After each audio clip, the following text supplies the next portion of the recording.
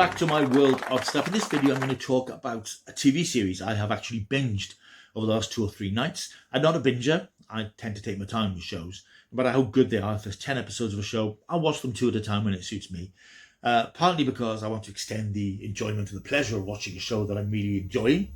Plus, I just get restless watching the same thing for hour after hour, and I like to dip in and out of a few different shows. But over the last 2 or 3 nights, I've become obsessed with one particular show. It's a new a British science fiction series, that rarity, which has been airing on Sky Max in the UK and is available in its entirety, its 7-episode entirety on Now TV if you have access to Now.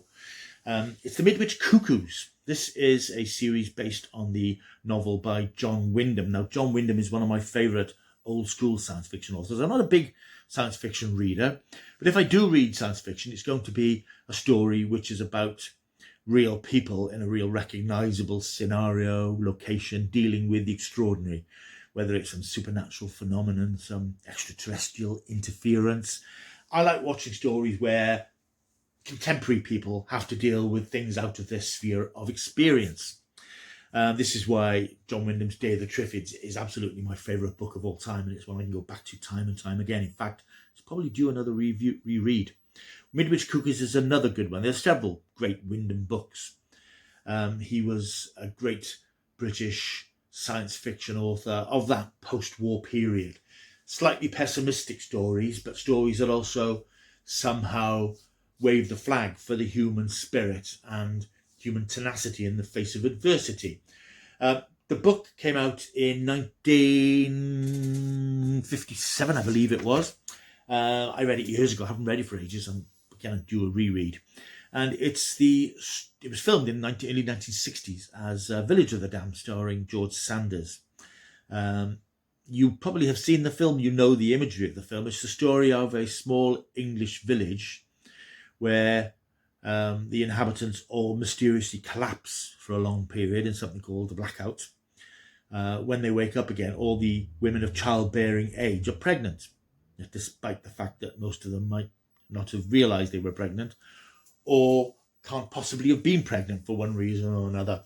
But eventually they all give birth to children, and those children are unlike any other children. Now, in the film version, you'll have seen the famous photographs of these sort of identical looking children with stark blonde hair and piercing eyes, all dressed very properly. And as the film and book goes on, they cast a malignant power over the village, forcing people to bend to their will, corrupting the independence of their families, basically imposing their superiority over their parents and the people of Midwich by the strange powers that they have in their minds. They can communicate telepathically. They have abilities. They're quite clearly not of this earth. And the title, the Midwich Cuckoos, is the fact that they're cuckoos in the nest. They are an alien presence that's been brought to Earth with a view in the distance to overthrowing humanity and taking over the Earth. It's a great book. It's a great film. And I'm glad to say that this new Sky Max series is absolutely terrific. And I wanted to do a video about it because it's one of those shows that could sail under the radar because it's on Sky Max, but it really deserves to find an audience. I'm just saying, if you've got access to Sky Max, if you've got Now TV, you need to find time for these 7 fantastic episodes. And mercifully, they're not extended Stranger Things length hour-and-a-half episodes. I think the first one's nearly an hour. Episodes 2 to 6 are all about 43, 45 minutes. The finale's just under an hour. They're punchy episodes. They get on with it. They don't outstay their welcome. The story here is very much the same as in the book. It's set in what is now a market town not far from London, within the commuting distance, called Midwich, where people live close enough to the city to enjoy the fruits of the city and work in the city and so on. But they've got their retreat in the countryside. It's a bit more upmarket. It's a bit bigger than we might expect from the book, where it's described as an imposing little, forgettable village. Now it's more of it's a town rather than a village. The same event takes place. The first episode really, possibly because we know the story, we know what's going to happen, it really builds up this sense of dread and menace. As the characters going about their business in the village, we meet all the various characters, particularly Susanna Zellaby, played by Keely Hawes. She's a sort of child psychologist working in the village. She is a single mother. Her daughter Cassie, played by Sinov Carlson, she's slightly troubled. She's had her own issues and she lives with her mother. Her mother's not exactly a carer, but she's sort of looking after her because she has her own sort of various issues to address. We also meet Max Beesley as DCI Paul Haynes. He's the sort of local police, and of course it's a British drama, so you've got to have a DCI in it, because I think it's the law in any British drama. You've got to have police characters, and there's got to be somebody called DCI because it's the dramatic rule in British TV. We've also got Zoe, played by Aisling Loftus, and Sam, played by Ukweli Roach. They're newcomers to the village. They've come to the village to start a new life. They've got issues with fertility, and they want to find a relaxing environment where they can hopefully a baby into the world, because that's the one thing they want to do. The various other characters we meet in the village, and this event happens. There's this really good dramatic build-up throughout the first episode, with flickering lights, traffic lights flickering, the lights in the houses flickering, TV flickering. Something's wrong. And then this bolt of lightning crashes through the sky. Everybody in the village collapses. Actually, having said that, I think it's only a certain part of the village. That's possibly one slight issue I have with the whole series. We're told that it's quite a large town or village, but we only ever see a handful of the characters in it. It seems to be a certain part of the town that's been affected by this strange extraterrestrial phenomenon. But the women all wake up, and at the end of the episode, they all wake up and they all sort of touching their bellies, and they can feel that there's something different going on. The episodes then move forward. The second episode is them all being pregnant, discovering they're pregnant, discovering that the government are taking an interest in this. Midwich has been sealed off. What's happening there is it's been kept secret. They're almost an experiment, and there's a bit of rebellion within the ranks of the people in the village. They're not happy about this. But the mothers, basically, they want to give birth to their children. They want the normality of being mothers. Now, you get the first scenes of influence being exerted, because a couple of the mothers decide that they don't actually want the children. They want to abort them, but they can't go ahead with it. They're about to sign the papers for the abortions, terminations, and they can't do it. There's another scene where one of the characters tries to get on a train to leave Midwich, and she can't physically get on the train because she's being held back by this force that's growing inside her. As the episodes roll on, then we move forward in time here and there. We move forward then to when the children have been born, a couple of years later. And this is where things get seriously creepy, because the kids start to exhibit the behaviour that we know from the book and the previous film, where they have this uniformity of movement and behaviour. They turn and look the same way, and they're obviously communicating, and they just look malevolent. And where I think this version does benefit, certainly over the previous version, is that obviously we're in the 21st century now. We've got a diverse cast. Whereas in the original, if you look at those photographs, we've got all these white Aryan kids with blonde hair. Now we've got a multicultural group of kids. And that works not only because it reflects modern society, because now it also, rather than, if you have 12 kids with blonde hair and piercing blue eyes, they don't look right. They look weird. But these are ordinary children hiding in plain sight. You would think that they're just normal children who've been born into normal families. That adds to the sense of unease, because these children, although they all look different, they all behave the same way. They have the slightly same cold look about them. They behave in this calculating way. Occasionally they display warmth and humanity, and that's how they take in their parents. That's how their parents come to love them, because they are their children, and they accept the fact that they are slightly unusual, slightly eccentric. Meanwhile, Dr. Zellaby, she knows there's something wrong. She can't quite work out what it is. She sees these children exhibit strange behaviour, and then as the episodes roll by, the children start doing things to people who resist them, even hurting members of their own family, neighbours' pets, sadly. People suffer when they show any sort of intolerance or resistance to the children, or any antipathy towards the children. This builds as the episodes go on, and the characters realise that there is something very odd and indeed very alien about these children. It's not, there's no expositionary lines of dialogue where they say, oh, this alien force has come to Earth. It's much more subtle than that. It's accepted by the characters. This is what's happened.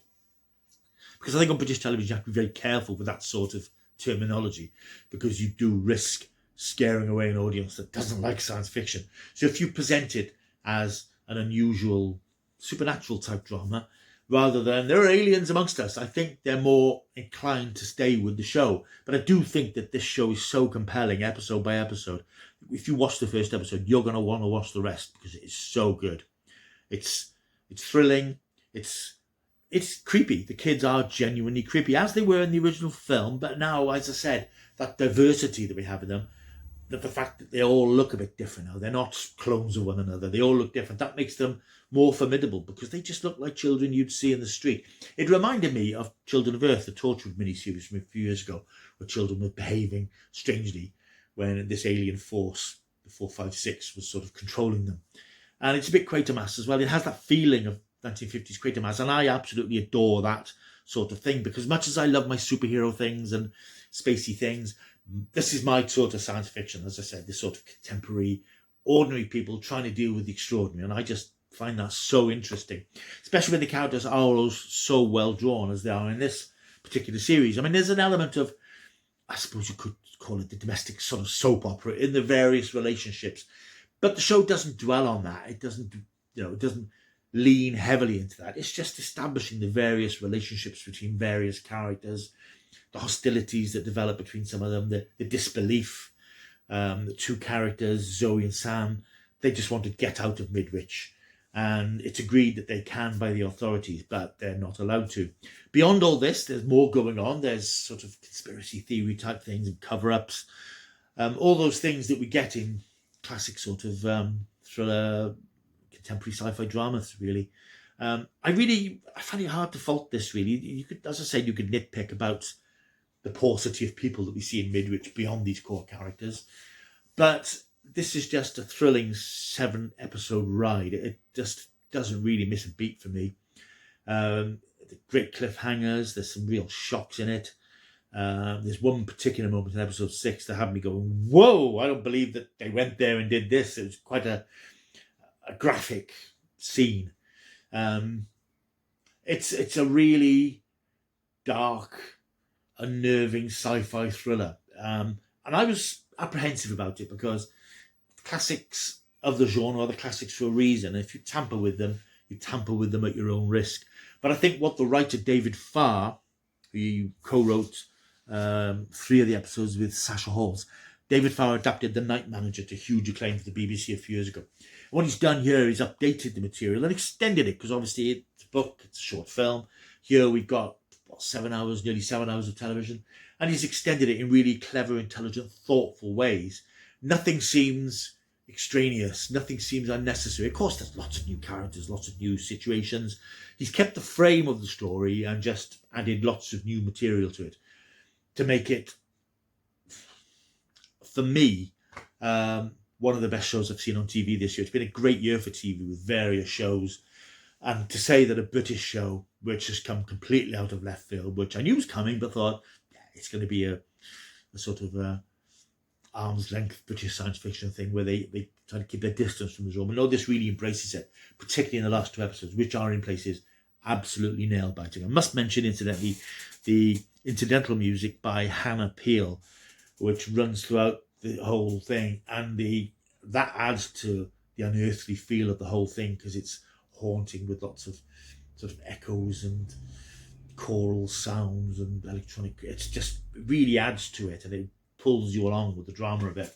A sensational series. So if you haven't seen it, really seek it out. If you've got access to Sky Max, access to Now TV, sit down in front of the Midwich Cuckoos because I don't think you'll be disappointed. I absolutely adored it. I'm going to give this a great big chunky 10 out of 10 because I watched it over 3 nights and I never do that sort of thing. And as I said, you can nitpick certain elements of it, but I just was thoroughly engrossed in it, and I absolutely love it when a film or a TV series pulls you in so much that you forget the outside world, because the outside world's a bit of a grim place at the moment, and anything that takes you out of it and gets the old imagination working is fine by me.